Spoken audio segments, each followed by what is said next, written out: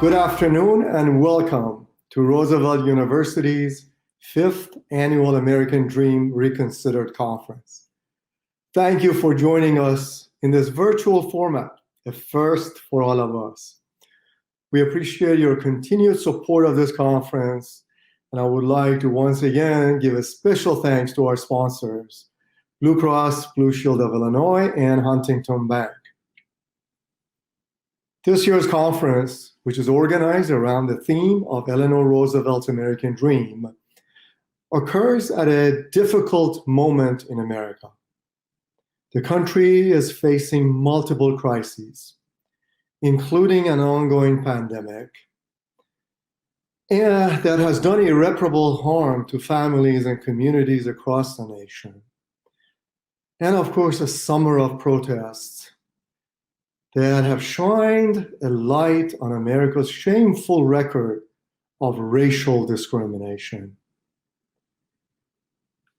These events may make us wonder whether Eleanor Roosevelt's vision of an American dream rooted in the power of ordinary citizens to govern themselves has permanently disappeared from view. She would not want us to despair. These crises have allowed us to see the kindness in people and the sense of community forged as individuals and groups help one another through these dire times. As Roosevelt University celebrates its 75th anniversary, we are reminded of the university's duty to foster a sense of community and civic duty. Founded in the spirit of social justice and named after Franklin and Eleanor, Roosevelt University must continue to push for inclusion, equality, and justice for all. This conference is one way that we continue and contribute to that mission. We start this year's conference with a panel of hope, 21st century New Deal political leadership, which serves as this year's Franklin and Eleanor Roosevelt Distinguished Lecture, sponsored by the Center for New Deal Studies at Roosevelt University. It begins an exciting week of conversation that we hope will inspire all of us and engage us as we roll up our sleeves to begin another 75 years of social justice work. So now I invite Dr. Margaret Rung, Professor of History and Director of the Center for New Deal Studies, to the screen. She will say a few words about the session and introduce our moderator. So thank you again for being with us for this important conversation.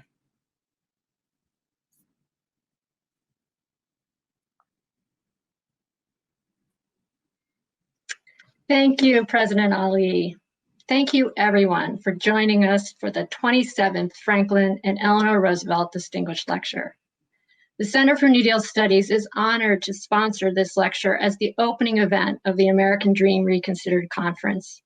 On the 25th anniversary of its founding, the Center for New Deal Studies continues to preserve and foster the legacy of Franklin and Eleanor Roosevelt and their New Deal. I'd like to thank the Center's Advisory Board for its support. Thank you so much. Additionally, please indulge me as I offer a few words of thanks to the individuals responsible for this conference.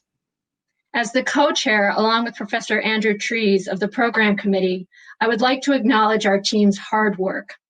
Technical wizards Deanna Lee and Zachary Phelps, along with Creative Director Amanda De Palma, put in untold hours organizing the logistics of these sessions. Thanks as well to Michael Ford, Jared Fritz McCarty, Kathy Blitz, Katora Brown, Mike Kaluzny, and Vanessa George for your contributions. As always, Julie Rowan in the Dean's office deserves special thanks. Finally, a shout out to my comrades at the Progressive News magazine in these times who have introduced me to so many inspiring social movements and individuals, including today's speaker, Mayor Chokwe Antar Lumumba of Jackson, Mississippi. President Ali spoke so beautifully about ER's dream that I will not elaborate much on it. In thinking about progressive politics and what needs to be done today, I'm heartened by Eleanor Roosevelt's biography. ER was not static. Her views and activities evolved over time. She listened, reflected, and shifted her thinking. She was open-minded. To me, that's a necessary ingredient to being an effective progressive. It does not simply mean reacting to social injustice, although that's critical, of course. Being progressive means having a vision of something different, something other than the status quo. Being a progressive means being a hero to some and a thorn in the side to others. As one publisher said of Eleanor Roosevelt, Eleanor was, quote, the best loved woman in the world. No woman has ever so comforted the distressed or distressed the comfortable. Two brief examples of progressivism, both tied to ER, illustrate this point. One was the founding of the Highlander Folk School in 1932 by Miles Horton. Established as a worker education center, Highlander trained ordinary people in labor organizing, before then quickly pivoting to working on civil rights as it recognized the intersection between these two critical movements. What's important to know about Highlander is that it was founded in Mount Eagle, Tennessee, in Grundy County, one of the poorest counties of Tennessee.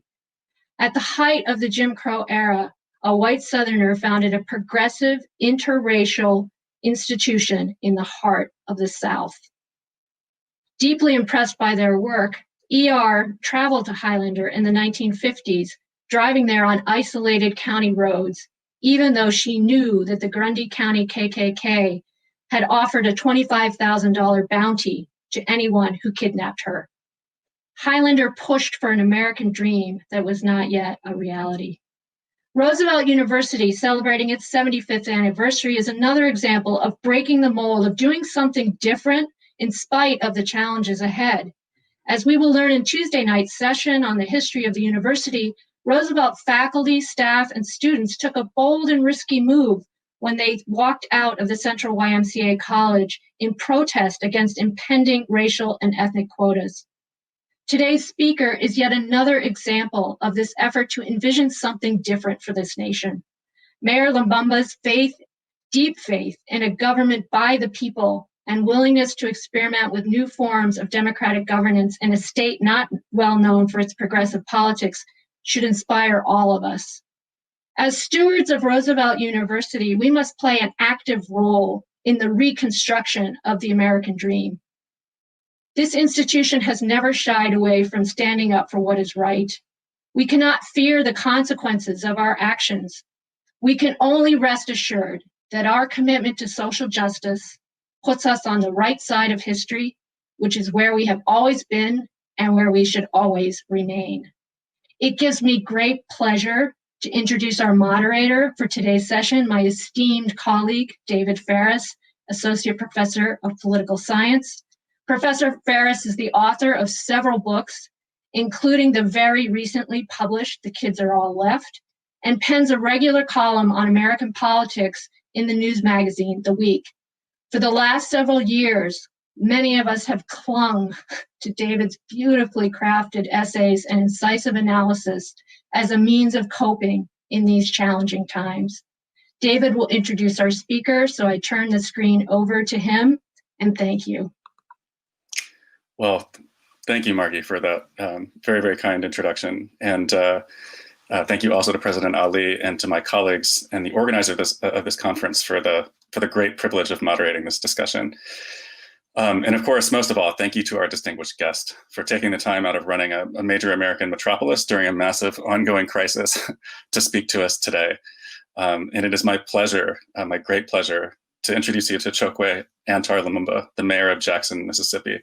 I really encourage you to go onto our website and read his full biography, which is really fascinating and inspiring.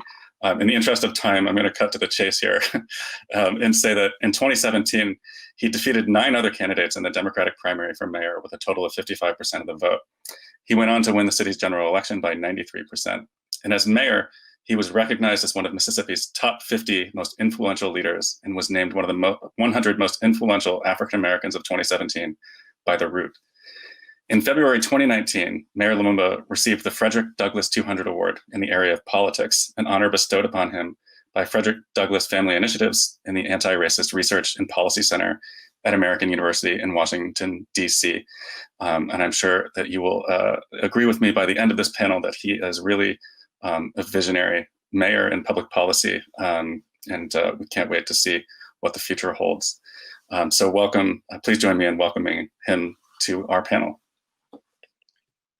Thank you, David. It's a pleasure to join you. I share the sentiments of thanking President Ali, the faculty and staff at Roosevelt University, and it's absolutely a pleasure to be speaking with you and to allow this discussion to go forward with your listening audience. Great. Well, I can't wait to get this conversation started. So let's dive right on in. When you were elected mayor of Jackson, Mississippi, you talked about making the city the most radical city on the planet. And I think many people in our audience are really eager to hear about some of the initiatives that you've undertaken in Jackson as part of that vision, and what the outcome of those efforts has been so far. Absolutely. Well, let me begin where that phrase or where that mantra actually started from.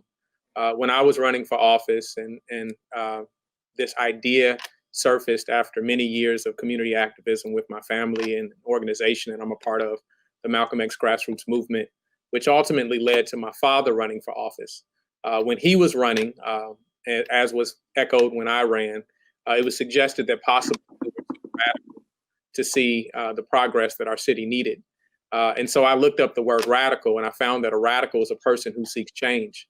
And if we look outside of, the walls in which we currently are sitting, if we look into communities that are going through cycles of humiliation, communities that are in need of change, then the reality is that we need to be as radical as the circumstances dictate we should be.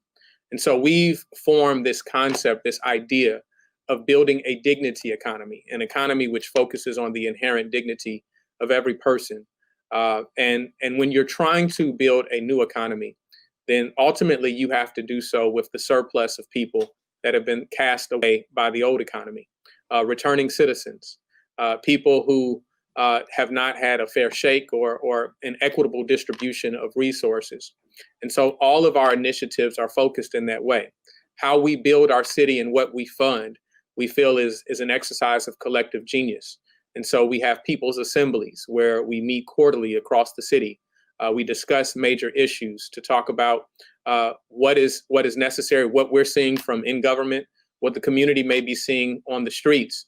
And it serves as a pressure initiative to ensure that those that are elected in leadership are holding true to the values and the desires of the people that put them in office. And so ultimately what we want to do is turn the way we see electoral politics on its head, no longer subscribing to the notion that someone stresses their political ambition, gives us their agenda for how they're going to change our lives, only to find that they're neither able to achieve that, nor do they speak to the true interest of the people. And so we believe in a model where the community drafts its own agenda, drafts the leadership which represents that agenda, and moves it forward, and that the pressure is on from day one through the execution of those initiatives. Well, thank you for that.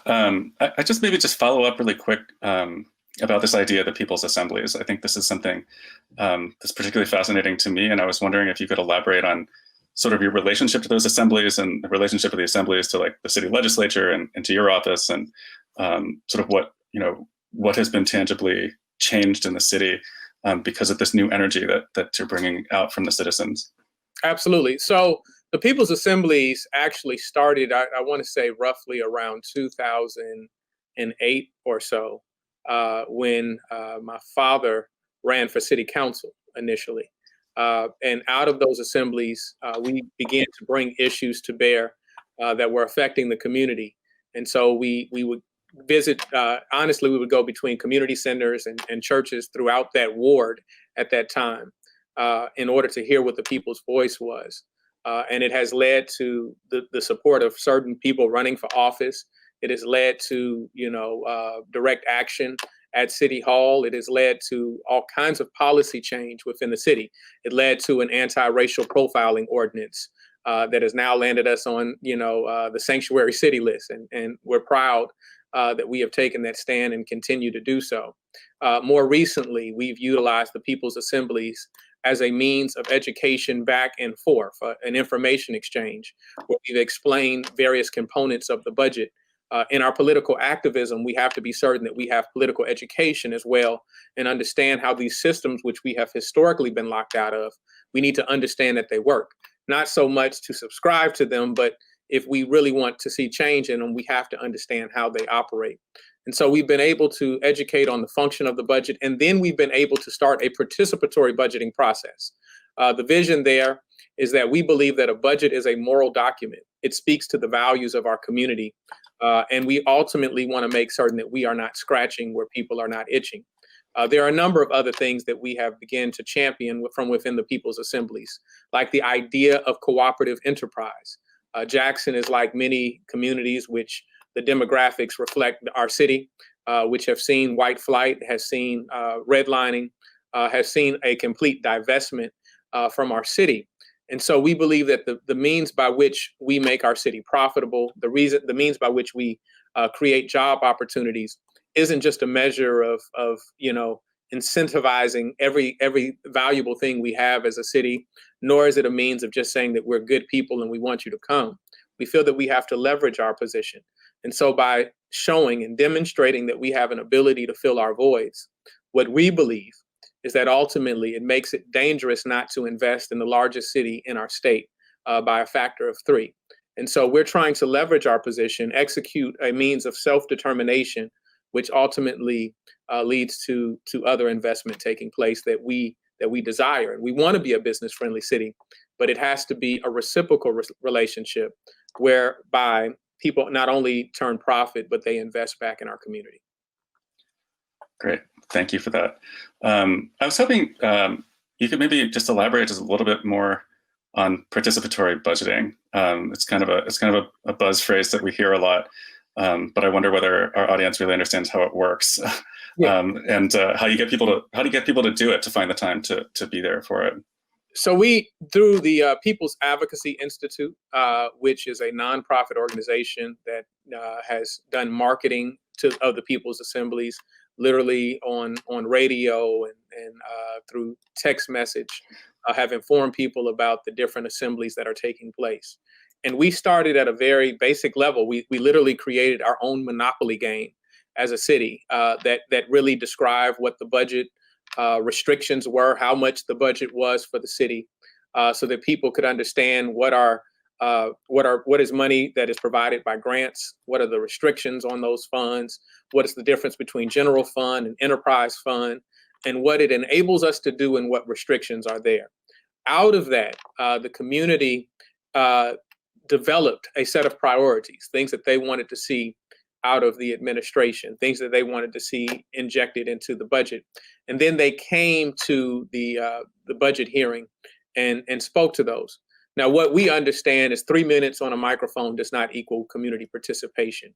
And that's why we thought it necessitated a longer and protracted process by which the community could gain understanding, and the community could also educate us in terms of what they needed. Ultimately, what you don't want to do is scratch where people aren't itching. And you want to make certain that you're fulfilling the ends that best change people's quality of life. I would say this. You do hear about participatory budgeting models, and we had some representatives from other cities around the country come and speak about their process. But I think that it's important that as you build that process, that it is not done in a cookie cutter fashion, but that it speaks specific to the culture of your city and the needs of your city. Great, thank you. So one thing I wanted to dive into a little bit. So Mississippi is a state with a Republican governor and a Republican legislature and 2 Republican senators and 3 out of 4 Republican members of the House. And so I was wondering, maybe what are some of the sort of unique challenges posed by trying to create this more progressive city while embedded in a very different power structure, one that might be somewhat hostile to what you are trying to build there? And how does local government make a difference in the lived experience of people's lives when the state is controlled by very sort of different people? Absolutely. So, David, that really requires, on the execution of some task, that we bring to the table a discussion which is framed in the sense of operational unity. What I mean by that is that it is focused on what our common ends and objectives are rather than our differences.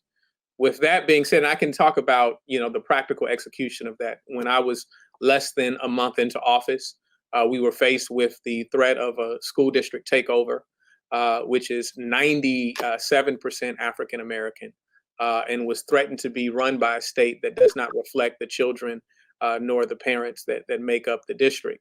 And we were able to ascertain that the governor at that time felt stretched. On one hand, he felt that the district was in need of correction and change, which I can agree to that. But on the other hand, he felt that state takeovers had not been successful in the past, not only in the state of Mississippi, but nationwide. Furthermore, there were some investments that some of his friends had made in some housing in the area. And I was able to point to him that a school district being taken over is not advantageous to that. And so ultimately, from that discussion, we drafted, meaning my office and the people within my office, the strong and intelligent people that helped me each day, drafted what we called a third way, where we looked at an advisory board that could speak to some of the needs. And we knocked on 60,000 doors in the city of Jackson. We knocked on those doors so that we could talk to community, we could talk to parents, we could talk to neighbors and see what their aspirations were for our district. And we're able to use that as a framework to build what we are now putting together, and which has actually led to an improved grade of our district. And so we look at operational unity, but the other measure, David, is that if your plan for success is dependent on someone else acting on your behalf, then you don't have a plan. What you have is a wish list. And so we understand that.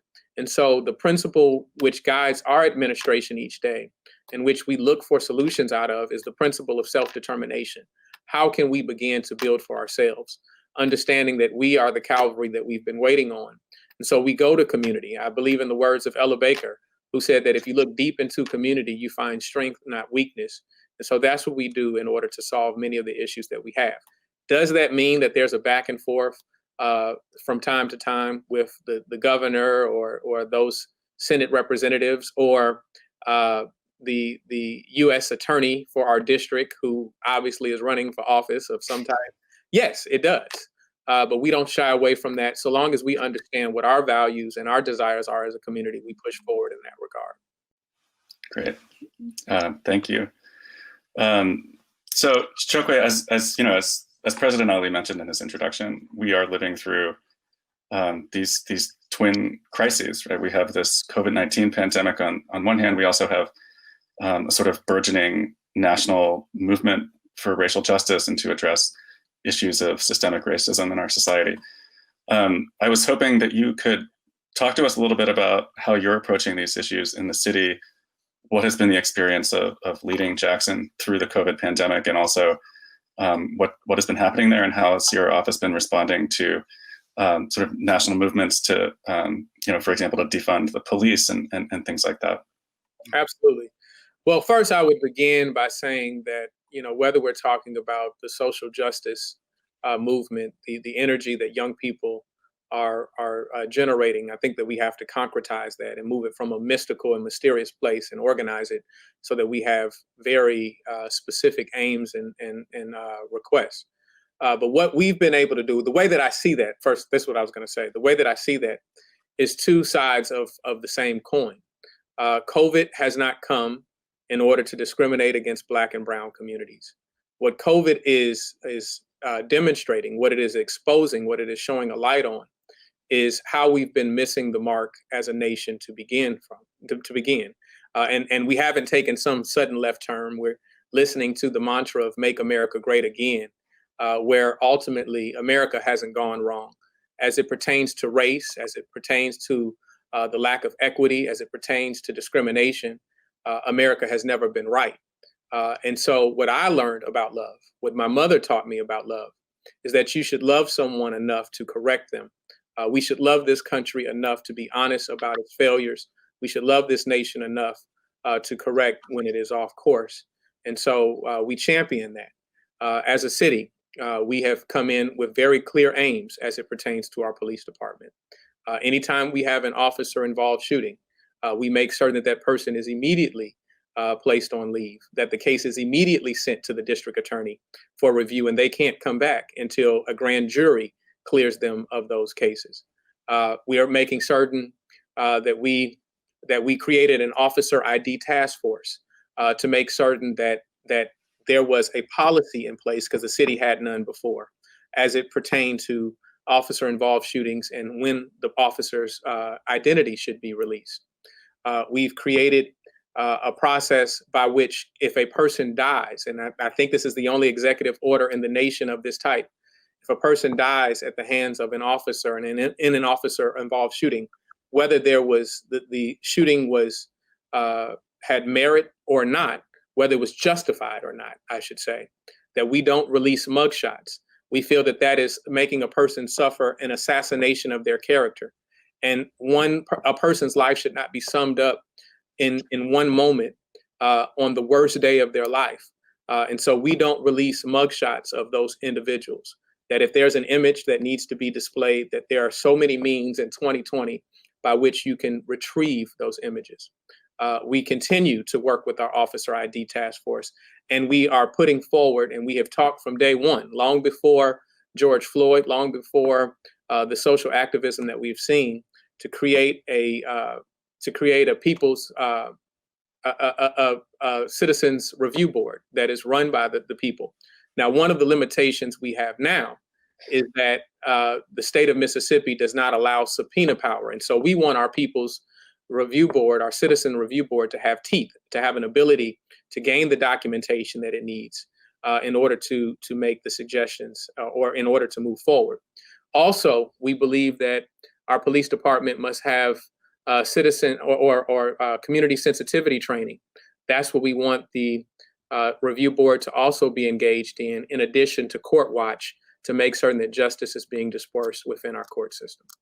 As it pertains to the COVID front, Jackson has been similarly positioned to many cities across the nation, where we've been lacking the federal leadership that was necessary. We've been lacking the state leadership that is necessary. And so we've stood up many of the processes to rescue ourselves. We purchased 12,000 tests on our own. We made certain that we were able to purchase convalescence rooms so that people who contracted the virus and weren't able to quarantine in a place which was safe and would not keep other people away from the harm and threat of the virus from being potentially infected, we were able to provide hotel rooms that people could go to. We created a symptom tracker so that we could better understand where the virus was spreading, where it was disproportionately spreading in our community. And we have since we have created mobile testing units that we can go out in the community and test those areas. And so we created a hotline for people to call and if they were experiencing some of the symptoms, and be connected to a personal care physician. We have we have a COVID task force that informs us and help us make policy decisions throughout. And we created a warm line.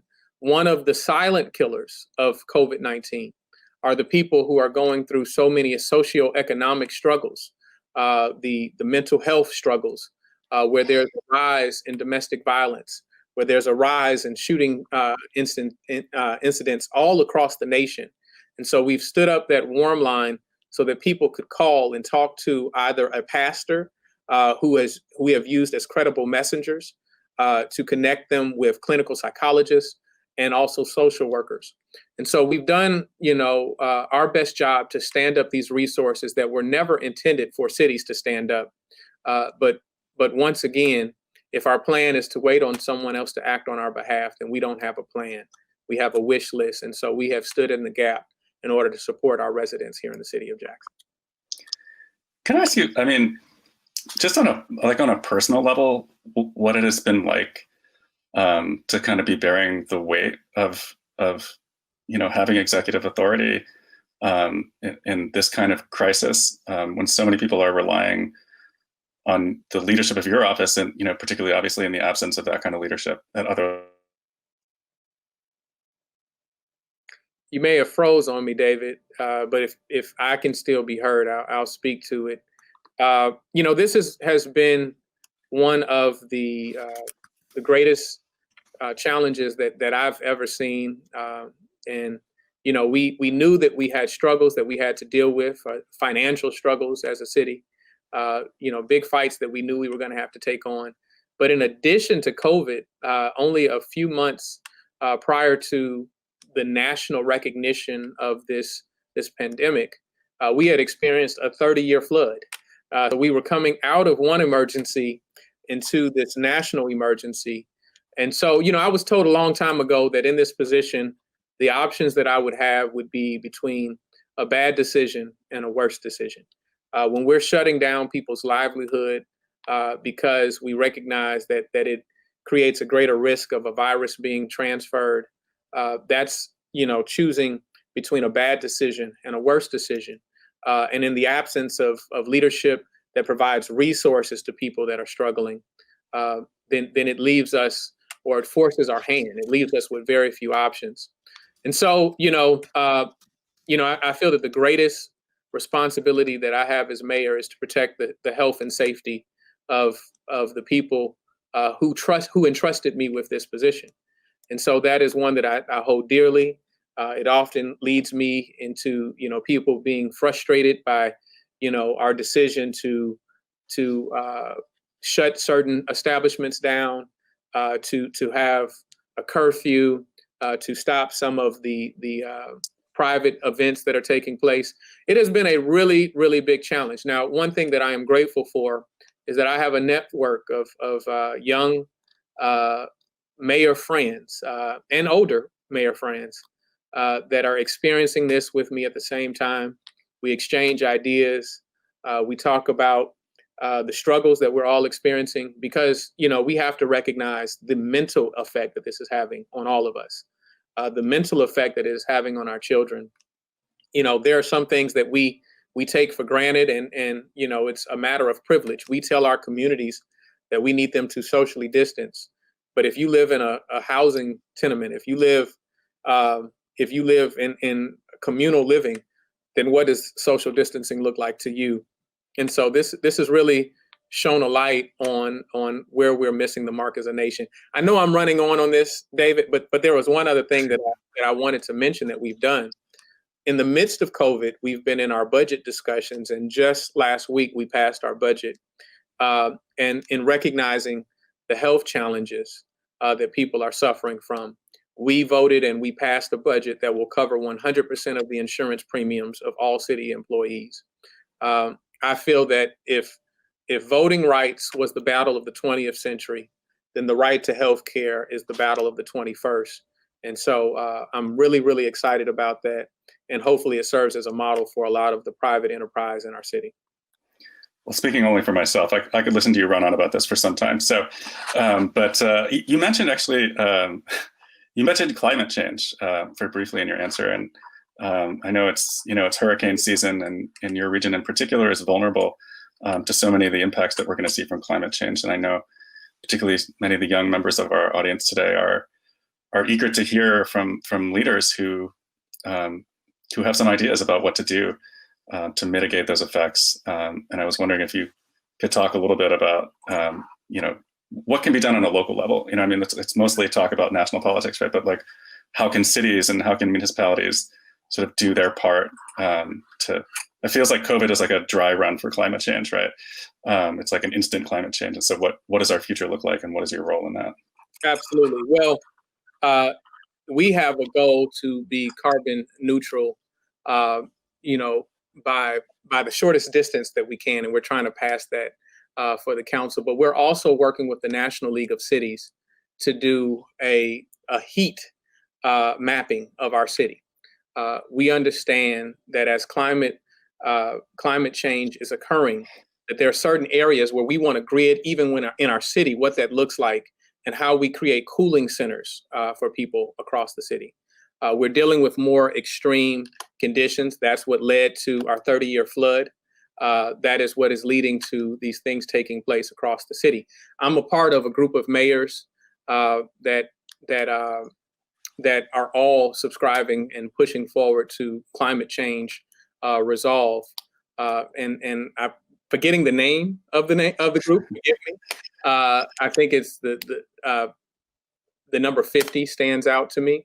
But we have signed on to this initiative to see the federal government take a more proactive stance, because if we don't, we live in interconnected communities. Jackson in and of itself can't solve the issue of climate change.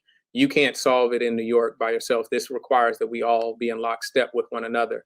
And the notion that climate change is not a reality, the notion that it is some manufactured idea is being defeated by the facts and the reality of what we're seeing each and every day.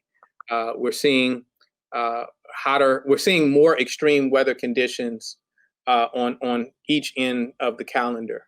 We're seeing more storms. We're seeing, harsher effects in our environment. And so we have to choose to recognize this and mitigate that challenge. And so cities have a responsibility to educate. It is those people that are most impoverished that will suffer the worst effects, that will be, most ill prepared to protect themselves and protect their families. So that's why we think that this heat mapping across our city is critically important. We have an elderly population that, as we deal with extreme Mississippi heat, increased humidity, that they will be the ones that will be affected the worst. Great. So I'm going to ask one more question, and then I think we're going to open it up to some audience Q&A. So the late Mario Cuomo said that you campaign in poetry and you govern in prose. And I was wondering if there's anything that you really wanted to do before you got into office, and then when you got into office and you were confronted, I guess, with some of the realities and the challenges of that thing, that it made it maybe less possible to pursue the kind of change that you had dreamed of pursuing.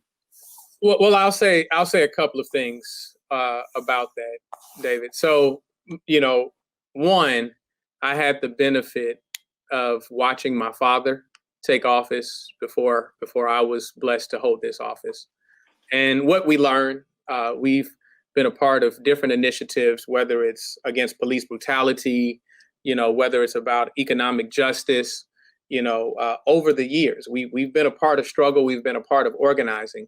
What he learned once he won office is that that we hadn't won like that before. And so it was kind of an oh crap moment of, what are the things that are our limitations and what can't we do? Ultimately, what we have to understand is that the master's tools will never dismantle the master's house. And that means that there are structural confines to government that don't necessarily lend itself to changing everything that community needs to see. And so that's why we believe that we have to have a comprehensive approach to the struggle, where if you have an administration which is friendly to a people's assembly, which is friendly and is accepting of the ideas of the community and working with the community, that is good. But at the same time, just as we're seeing in the streets right now, if we didn't have people demonstrating in Minnesota and demonstrating across the country, then we have to recognize that there would not be the level of recognition that is taking place now about issues of social and racial injustice, right? And so it requires that pressure on the outside, and it requires the work with the community on the inside. There have been a number of things, as we're looking at issues of economic justice, as we're looking at issues of how we get resources to people. as we're looking at our failing infrastructure, there are things that I'm challenged with. One of the things that I'm challenged with is the finances of our city. Prior to taking office, we had a city which was in furloughing our city employees. We had a $6 million shortfall. We had employees that hadn't gotten a raise in more than a decade. We had a water metering contract that cost $90 million, the richest contract in our city's history. We paid twice as much as cities 3 times our size. It was leading to arid water bills where people's water were being cut off. And at a time like this, we certainly recognize the need for water and the stability and the right to water. And so those are things that I find myself battling between the resources and the finances of our city and the progressive ends and the progressive desires that we have. And so we're trying to, make certain that we take care of the city's finances, but don't lose sight of what our overall goals and aspirations are for our community. Great, thank you. So let's take some questions from the audience. I'm being sent some. So let me start with a question from Katie on YouTube, and that is, what lessons can other progressive candidates, especially in the South, learn from your successful run for office? I think that, one of the things that if I can add anything to the discussion, I hope so, is that people run true to their values and their principles. Early on, as people intended the idea of radical to be a negative, to be something that that they thought that I would need to push back on, I embraced it. Because ultimately what we learn is that people haven't fallen into the conditions that they're in because someone has been too radical for them, right? Because someone has fought too hard on their behalf. And so obviously what you do is, you find what issues are taking place right where you are, and you expand and broaden your horizons as the opportunity exists. And so I encourage people to get activated wherever they are. I grew up, doing anti-Klan rallies at 8 years old, right? I was in a family that believed in the idea of family, believed in the idea of community, and believed in the notion of seeing the community as a family. And then lastly, I would leave them with the words of Frantz Fanon. Frantz Fanon, in his book, Wretched of the Earth, said that each generation must discover its mission, fulfill it, or betray it. And so I think that this is a very critical hour where we have to truly understand what the mission of this generation has to be. And I would encourage progressives to be the ones that stand up and push the envelope. I read Fanon in grad school. It was a real eye-opener. So there's a question from Kay on Facebook, and that is, how have the various COVID precautions that you've taken in Jackson, have they affected the rate of infection over time in Jackson, and how successful have these efforts been? You said the name was Kay? Kay, yep. Kay, early on, we were doing an amazing job. In fact, we had a lower infection rate than cities of similar size throughout the country. And then what happened to us is what happened to many mayors across the country, that our governor decided that he wanted to open up business. And so Jackson, like many other cities, is interconnected. We literally have parts of our city where, directly across the street is another city. And so if we are socially distancing, if we are shutting down certain businesses, but people can literally cross the street into another community, which is open up, then it puts us on an island. And so our social distancing became more of a notion than a reality. And so we saw a tremendous spike in the numbers. In fact, we got to the point where Mississippi was being recognized as, the latest ground zero, the latest hotspot in the nation. And so that is directly attributable to us handling this issue from a political stance as opposed to a scientific and practical stance. I've been faced with a seesawing act of shutting certain businesses down and then opening them up because there are no resources for them. You have to think about the ancillary effects that take place, people who are being evicted and crime going up. All of those things have been a real struggle. And that makes this the greatest challenge that I've ever dealt with as mayor. And I imagine that it's one of the largest challenges that most leaders of municipalities across the country are facing. Great, thank you. Let's take a question from Ellen on Facebook, and that is, so what do you recommend to other public officials looking to make systemic change? Like, where do they start? And why do you think other mayors haven't had the courage to do some of the things that you're doing?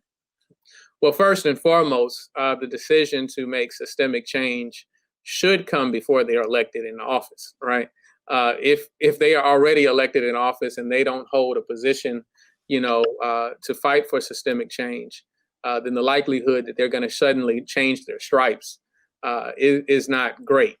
And so I think that it really starts with the community and identifying or turning, like I said at the beginning of my remarks, changing the entire way that we see electoral politics is the way that we have to begin. I had no intention of running for mayor. This hasn't been some childhood dream of mine. In fact, I grew up in an environment where we were more antagonistic to electoral politics, doing direct action at City Hall, making certain that we organized community in police corruption and other forms of corruption matters. And so ultimately what we learned is that one, we had to meet the people where they were. Two, we learned that ultimately we couldn't have a revolutionary elitism, that by looking at issues that may seem somewhat mundane, issues which may seem small in the grand scheme of things, that it can be a connector, it can be a leveraging point to have larger discussions. What I call that is my pothole to pothole analysis.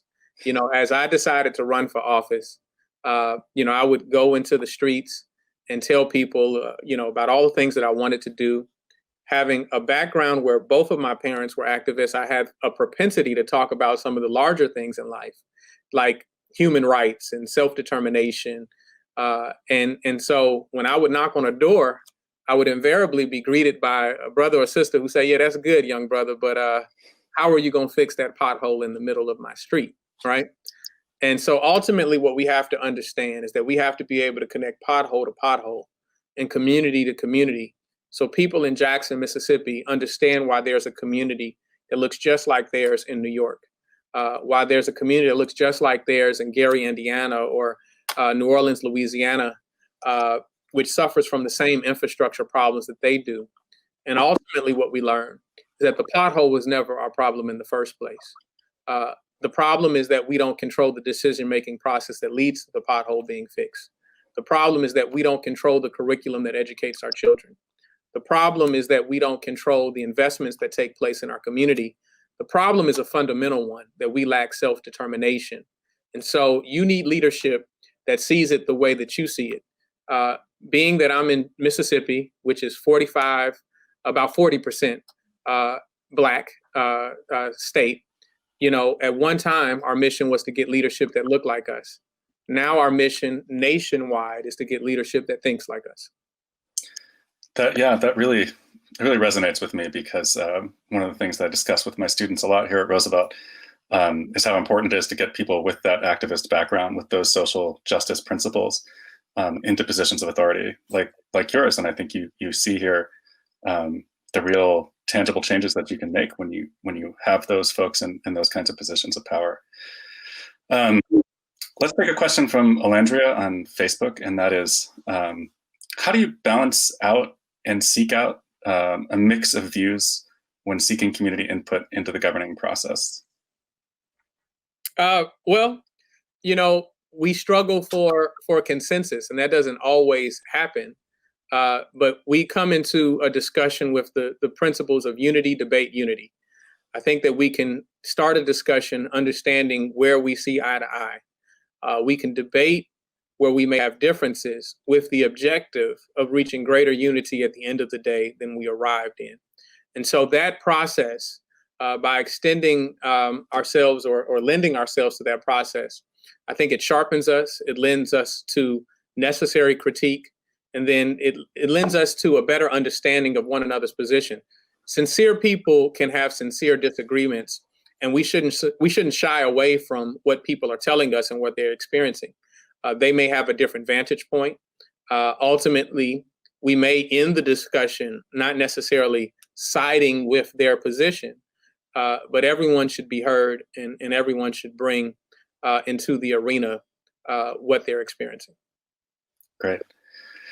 So it's a question from Mark on Facebook, and that is, when you're speaking about the participatory community-run boards as a way to hold accountable our elected leaders and to assure that community's needs are being met and respected, in what other ways could a community most effectively hold its elected leaders accountable for their actions and their policies? Well, one is to vote them out. That's the one that we traditionally know about. But, you know, there's a need for people to be present at certain moments. You know, one thing that I found disappointing as I came in office, we had to start our participatory budgeting process in our second year. When you come into office, you're typically on the budget of the past administration. And so you can't change the revenue. The numbers are what they are. In mid-cycle, it's very difficult to change, you know, where you are putting money. And so, you know, I find it, you know, people come often to City Hall when they have a problem, when it's too late, when they know that things are not being funded the way that they need to be funded. And so I encourage people to come throughout that process and bear witness to what is taking place. You know, draft leadership, draft representatives that are going to take people's office if they're not doing what they need to do. And that's ultimately what it is. It's no secret recipe to it, other than to be engaged and to be accountable and understand. You know, I ran on a model that said, when I become mayor, you become mayor. On one hand, that's because I believe in the collective genius of our community, and that's because I believe in a participatory process. But also, and I believe in democratizing power. But it's also because I believe that there's a shared responsibility that I'm not smart enough as mayor to figure out all of the problems of our city. I don't have a team that's gifted enough to figure out all of those solutions on our own. And so it really requires the community lean in and you know, stay in the process, not just at the time of election, but throughout the term and throughout all of the days. Great, thank you. I have a question from Margie. I think you know Margie. Legal, David. I think so. I'm gonna rule it legal, inbound. So she asks, I know that you were not anticipating getting into politics, and so what inspires you to keep coming in day after day to do this, you know, this very difficult work? Yeah. Well, first and foremost, I love my people. And as my father would say, if you don't love the people, sooner or later, you'll betray the people. And so, you know, the work and the motivation which, you know, builds us in this work, that is not something that's nuanced to me. In fact, you know, my parents made the decision to move when I was 5 years old. I was born in Detroit, Michigan. My father had a case that lasted for 2 years in New York. And at the conclusion of that case, my parents made the conscious decision to move to Mississippi, not because we had any relatives here, not because I had a great aunt or grandparents here, but because they believed that we had unfinished business, work that needed to be done here, that my father had started in the 70s. And so they gave their most precious resource to that.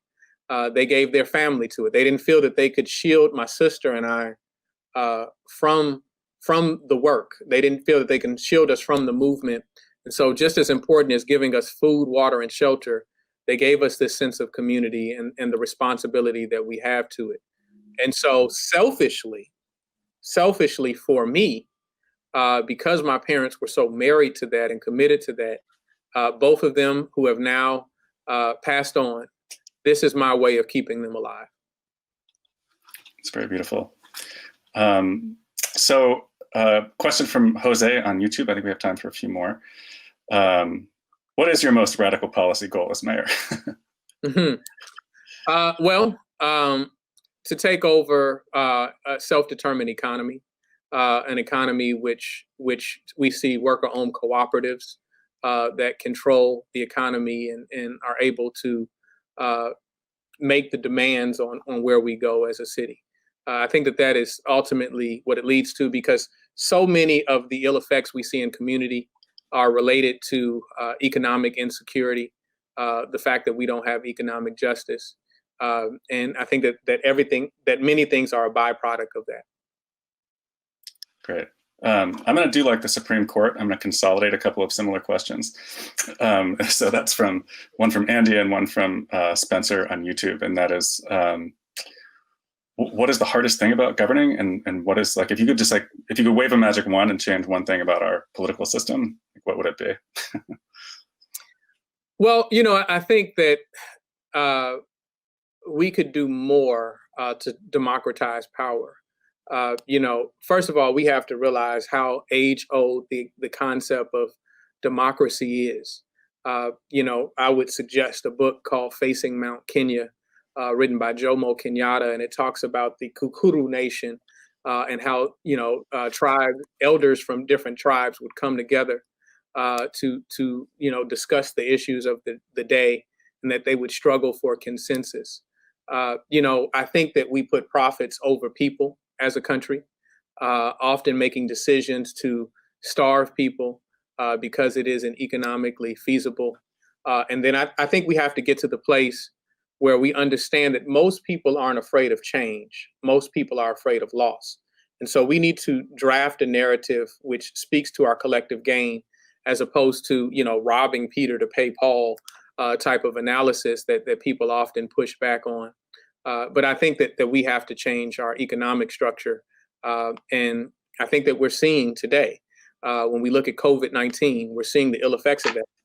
There's very little difference between a country that lacks the medical advancement to take care of its people and a nation which has all of the medical resources that it needs to, but it chooses not to because it's not economically advantageous.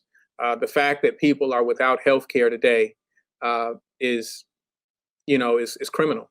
It's criminal that we're watching people dying from underlying health conditions because we have for so long failed to give them the resources that they need to sustain their lives and to protect themselves. People are not only fighting for access to capital, people are fighting for access to live in this country. Yeah, very true. So I'm going to take a question from Julius Rhodes from LinkedIn, and that's, can you share the importance of collaboration, understanding others, and developing a multicultural point of view that incorporates diverse perspectives and reaching decisions that move us forward? 100%.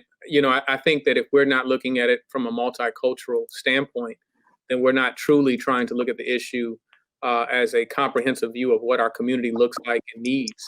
Often we get caught up in reductive discussions that don't lead to progress for any of us. For instance, we get caught up in discussions about immigration and people taking jobs. My vantage point, my view of that is, if it was your job, no one could take it in the first place. And instead, we should be looking at the companies that profit off of the exploitation of our people and look at how we join our forces together to demand better work conditions and better wages in our society, instead of being pit against one another. That's ultimately, and I just chose one issue. I know that a multicultural and diverse discussion is more than just a discussion on immigration, but I just use that as an example. My view is, whether your ancestors arrived on the Mayflower or they got here more recently, you deserve the same human rights and the same response and quality of life that we all deserve. Great.